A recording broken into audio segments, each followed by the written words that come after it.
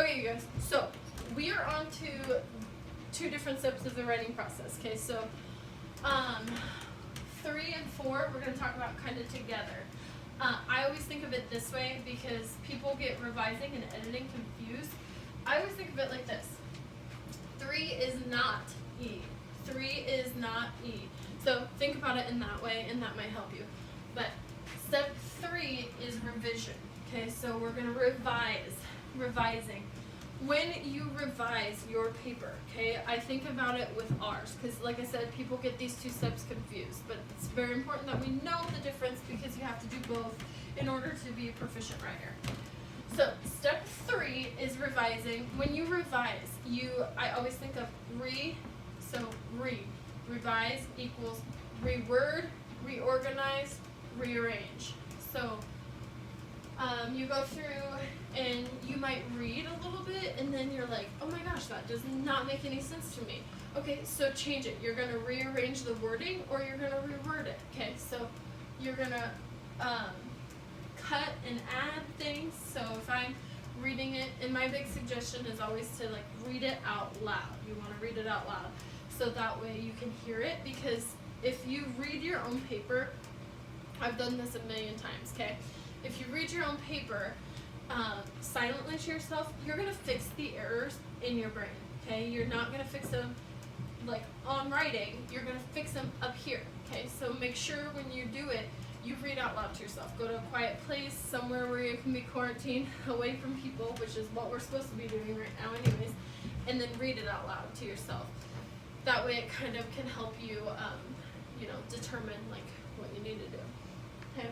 So if something sounds crazy, you're going to rearrange it, you're going to reorganize, you're going to reword. So when I say reword, that just means like change your vocabulary up too.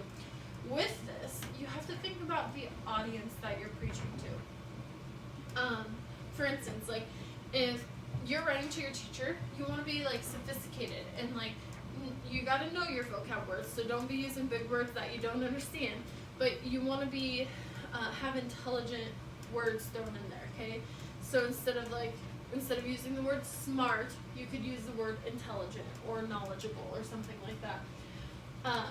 So change up that vocab. Now, if you were writing to your little sister who is playing basketball with you or something, you could,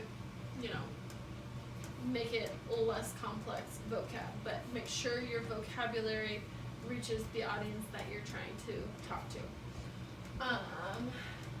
And then also with revising, I'm always like, if you're using the same word constantly over and over, change that word. So if I'm like, she is smart, Billy is also smart, Jimmy Bob has a smart knowledge for is smart for math or something, okay?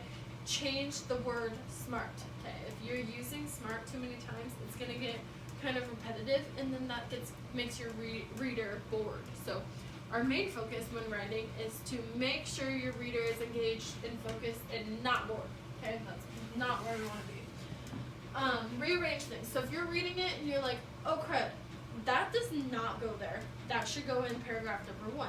That's what revising is for. So for instance, if I'm talking about quadrant number 1, my northeast corner, and I'm like, on the northeast side of my room, here is my bed, beside my bed is my night table, and on my night table is my lamp and my chargers, blah, blah, blah.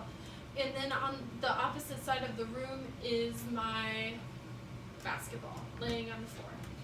Okay, well, we don't want to know about the opposite side of the room right now. We are worried about quadrant number 1, okay? So that's where you go and you take it and you rearrange it a little bit. So make sure also with revising, you want to make sure that your topic is focused. You want to be focused right there. Okay, so if, for instance, if I'm like in quadrant number 4, so say my dog Denali is laying down in the ground over there. Okay, so I'm like, oh, in quadrant number 4, Denali's laying down beside the couch in my room. Hopefully nobody has a couch in the room. That's crazy if you do, but anyways, so she's laying in the couch by the couch in my room on the ground. And then I'm like, oh, and by the way, I got Denali when I was 5 years old, and I've had her ever since, and blah, blah, blah, blah, blah.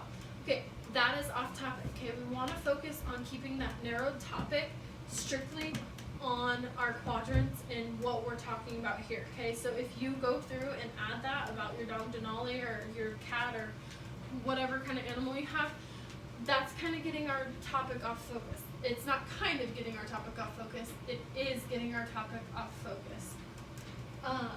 So make sure that you're being smart about those things, okay? But when we go back and read, and you like read that sentence about your dog Denali, who you got when you were 5, you're like, wait, why is that in here? Is that about my room? Is that part of the spatial essay? You want to be sure not to have those things. So that's just part of revising. And also, if you're like, wow, in quadrant 1 I'm really detailed. Like beside my bed is my night table and all this stuff. If you're that detailed in quadrant 1, and then you go to quadrant 2 and it's like, there is a lamp, there is a bed, there is a night table. Okay, you want to go back and switch those things. Okay, have fun with it. Like make people want to go to that place. You know what I mean? So make it fun. But if you're less detailed in paragraph 2 and you think you can add more detail, this revising is a perfect place to do this. So like that third step of the writing process, you want to be able to have that time to utilize and add detail. And again, it is a descriptive essay, so you want to have a lot of detail, so add a lot of detail in it. Once you are finished revising, then that's when we move on to like step number 4.